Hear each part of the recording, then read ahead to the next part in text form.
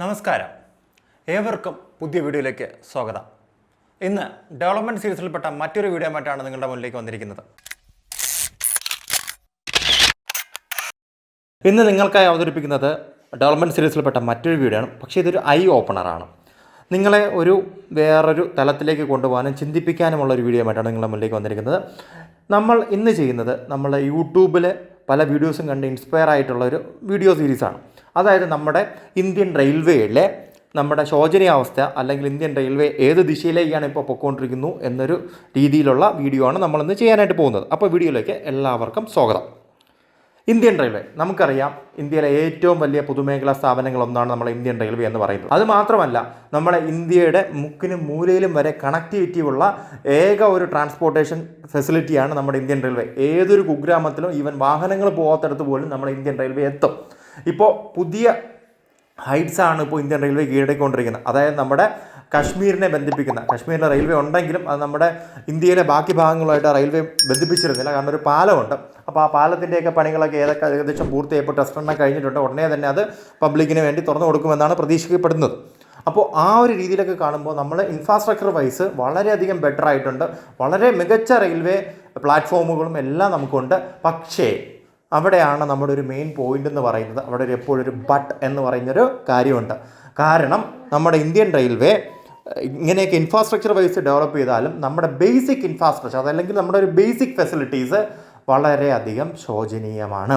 നമുക്ക് ലോകത്തിലെ ഏറ്റവും വലിയ 1-2 പ്ലാറ്റ്ഫോമൊക്കെ ഉണ്ട്. പക്ഷേ പ്രശ്നം എന്തെന്ന് പറഞ്ഞു കഴിഞ്ഞാൽ നമുക്ക് ആ പ്ലാറ്റ്ഫോമിലുള്ള ഫെസിലിറ്റീസ് വളരെ കുറവാണ്. അതുപോലെ തന്നെ നമ്മൾ പ്രീമിയം ട്രെയിൻ, അതായത് ഇപ്പം പ്രീമിയം ട്രെയിനായിട്ട് കൂട്ടിയിരിക്കുന്നത് വന്ദേ ഭാരതാണ്. വന്ദേ ഭാരത് ഒഴിച്ചുള്ള പല ട്രെയിനുകളും വളരെ ശോചനീയമാണ്. അതിലെ വൃത്തി, അതിലെ ഫുഡ് എല്ലാം തന്നെ നമുക്ക് ഉപയോഗിക്കാൻ പറ്റാത്ത അവസ്ഥയിലാണ് ഇപ്പോൾ വരുന്നത്. ഇപ്പം നമുക്ക് അതിൻ്റെ ടോയ്ലറ്റ് തന്നെ എടുക്കാം. അതായത് ഇപ്പോൾ സദേൺ റെയിൽവേ തമ്മിൽ ഭേദമാണ് കേട്ടോ. ബാക്കിയുള്ള നോർത്തിലുള്ള റെയിൽവേ ആയാലും നോർത്ത് ഈസ്റ്റിലുള്ള റെയിൽവേ ആയാലും പിന്നീട് എനിക്ക് തോന്നുന്നു കുറച്ചുകൂടെ ബെറ്റർ ആയിട്ടുള്ളത് ക്ലീൻനെസ് ആയിട്ടുള്ളത് സൗത്ത് വെസ്റ്റേൺ റെയിൽവേ ആണ്. എന്നാലും ഇവിടങ്ങളിലുള്ള പല ട്രെയിനുകളിലും ഈ പ്രശ്നങ്ങൾ നേരിടാറുണ്ട്. വളരെ ബുദ്ധിമുട്ടാണ്. ടോയ്ലറ്റ് ഒന്നും ഉപയോഗിക്കാൻ പറ്റാത്ത അവസ്ഥയിലാണ്. ട്രെയിനിൽ വർഷങ്ങളായിട്ട് കഴുകാത്ത ടോയ്ലറ്റ് പോലും ഉണ്ട്. അപ്പോൾ ഇത്രയും ദൂരം ലോങ് ഡിസ്റ്റൻസ് യാത്ര ചെയ്യുന്നവർക്ക് വളരെയധികം ബുദ്ധിമുട്ടാണ്. ഒന്ന്, വൃത്തിയില്ലായ്മ. 2, ഇതെല്ലാം ഒരു രോഗങ്ങളുടെ കൂമ്പാരമായിട്ട് മാറുകയും ചെയ്യും. അതുപോലെ തന്നെ നമ്മുടെ പാൻട്രിയിലൊന്നും ആർക്കും വീഡിയോസ് പോലും എടുക്കാൻ പറ്റാത്ത അവസ്ഥയാണ്. അവർ ഭീഷണിപ്പെടുത്തുന്ന അവസ്ഥയുണ്ട്.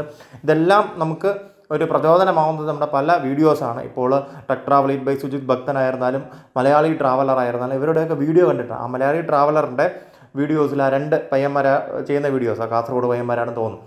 അപ്പോൾ അവർ ഇങ്ങനെ യാത്ര ചെയ്ത് അവസാനം വയ്യാതെയായി ഹോസ്പിറ്റലാവുന്ന അവസ്ഥയാണ് മിക്കവാറും യാത്രകൾ കഴിഞ്ഞ് അവർക്ക് നേരിടേണ്ടി വരുന്നത്. കാരണം ട്രെയിനിലെ ഫുഡ് കഴിച്ചിട്ടുള്ളതാണ്.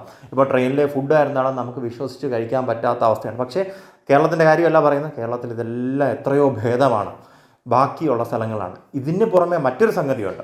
ഈ മലയാളി ട്രാവലറിൻ്റെ തന്നെ ഒരു വീഡിയോ ഞാൻ കണ്ടിട്ടുണ്ടായിരുന്നു.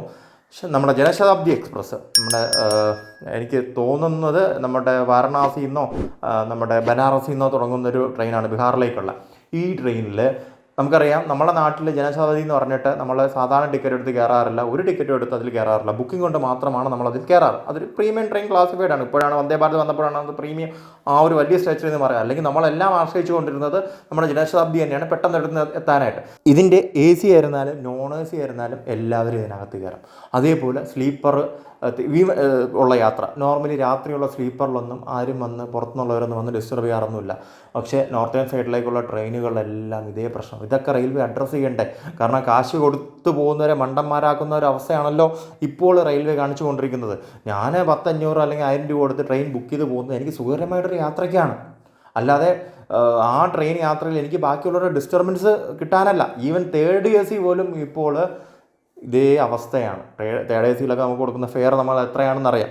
അപ്പോൾ നമ്മൾ പോകുമ്പോൾ ഒരു സുരക്ഷിതമായ യാത്ര, സുരക്ഷിതം പറഞ്ഞപ്പോഴാണ് മറ്റൊരു സംഭവം എനിക്കുണ്ടായ അനുഭവം തന്നെ പറയുന്നത്. ഞാൻ കഴിഞ്ഞ വർഷം ബാംഗ്ലൂർ പോയപ്പോഴത്തേക്കും ഉള്ള സംഭവമാണ്. എൻ്റെ ഒരു ഫ്രണ്ടിൻ്റെ ഫോണ് ഇതേപോലെ കള്ളന്മാർ മോഷ്ടിച്ചുകൊണ്ട് പോയി. അതിനുശേഷം ഒരു വാർത്ത വന്നിട്ടുണ്ടായിരുന്നു.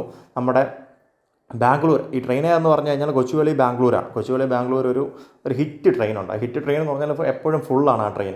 അപ്പോൾ ഇത് തമിഴ്നാട് കഴിയുമ്പോൾ, അതായത് നമ്മുടെ കോയമ്പത്തൂരൊക്കെ കഴിയുമ്പോൾ പിന്നെ ആ തിരുപ്പൂരിൻ്റെ ഇടയ്ക്കൊക്കെ ഭയങ്കര മോശമാണ്. അപ്പം ട്രെയിനിൽ നമ്മളങ്ങനെ സേഫായിട്ട് യാത്ര ചെയ്യും. ഇനി ഇത് റെയിൽവേ ഉത്തരവാദികളാണോ എന്ന് ചോദിച്ചു കഴിഞ്ഞാൽ അവർ കൈമലർത്തും. നമ്മൾ ട്രെയിനിൽ കൊണ്ടുപോകുന്ന യാത്രാ സാധനങ്ങളുടെയും ഉത്തരവാദിത്വം ഏറ്റെടുക്കില്ല. ഇതെന്ത് ഏർപ്പാടാണ്? ഇത് ശരിയായിട്ടുള്ള കാര്യമാണോ? റെയിൽവേ പോലീസ് എന്ന് പറഞ്ഞൊരു സംഭവം ഉണ്ടല്ലോ. ഇതെല്ലാം ജനങ്ങളുടെ കാശ് കൊണ്ട് ഓടുന്ന സ്ഥാപനമല്ല. അപ്പോൾ ജനങ്ങൾക്ക് സെക്യൂരിറ്റി കൊടുക്കാൻ പറ്റാത്ത എന്ത് കാര്യമാണ് നമ്മളുടെ ഇന്ത്യൻ റെയിൽവേ ചെയ്യുന്നത്? പണ്ടൊക്കെ ട്രെയിനിലെ ഓരോ കമ്പാർട്ട്മെൻറ്റ്സിലും ഓരോ പോലീസുകാരൊക്കെ വെച്ചുണ്ടാകുമായിരുന്നു. ഇപ്പോൾ അതൊന്നും അധികം കാണുന്നില്ല. ഇനി ഉണ്ടെങ്കിൽ തന്നെ അതൊന്നും അത്രയും ഫലപ്രദവുമല്ല.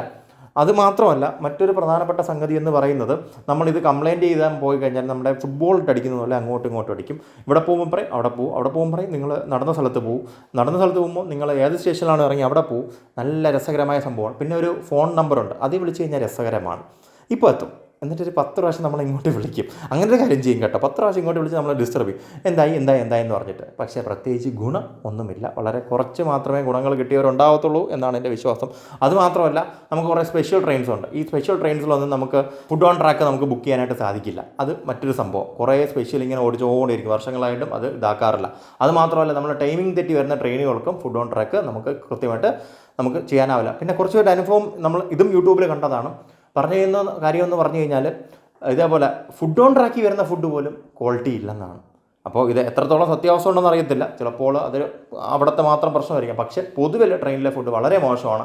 നമ്മൾ ഈ ഇടയ്ക്ക് ഞാൻ അദ്ദേഹത്തിൻ്റെ വീഡിയോ ഫോളോ ചെയ്യാറുണ്ട് കേട്ടോ. പുറത്ത് പോകുന്ന കുറേ ആൾക്കാർ, ട്രെയിനിൽ യാത്ര ചെയ്യുന്ന കുറേ യൂട്യൂബേഴ്സിൻ്റെ വീഡിയോ ഞാൻ കാണാറുണ്ട്. അവിടേക്ക് എന്ത് വൃത്തിക്കാണ് ഫുഡ് കൊടുക്കുന്നത്. ഈ പറയുന്ന പ്രശ്നങ്ങളെല്ലാം അവിടുത്തെ ട്രെയിനുകളിലും ഉണ്ട്. ഇപ്പോൾ ട്രെയിൻ യാത്രയിൽ നമുക്ക് കുറേ ലിമിറ്റേഷൻസ് ഉണ്ട്. എന്നാലും പറ്റുന്ന രീതിയിൽ ഏറ്റവും മികച്ച രീതിയിലുള്ള ഫുഡ് കൊടുക്കണ്ടേ? എന്നാലല്ലേ ആൾക്കാരുടെ ആരോഗ്യത്തിൻ്റെ കാര്യമല്ലേ. അതുപോലെ തന്നെ സീറ്റിംഗ് ആയിരുന്നാലും ബുക്കിംഗ് ആയിരുന്നാലും ഈ തോന്നിയ കണ്ടപാടുമുള്ളവർ ആർക്കും ഉണ്ടെങ്കിലും പ്ലാറ്റ്ഫോമിൽ കയറാവുന്ന ഒരവസ്ഥ. ടിക്കറ്റ് ഉള്ളവരെ മാത്രം പ്ലാറ്റ്ഫോമിൽ കയറ്റൂ. ഈ പ്ലാറ്റ്ഫോം ടിക്കറ്റിൻ്റെ ആ ഒരു പ്രശ്നം തീർക്കൂ.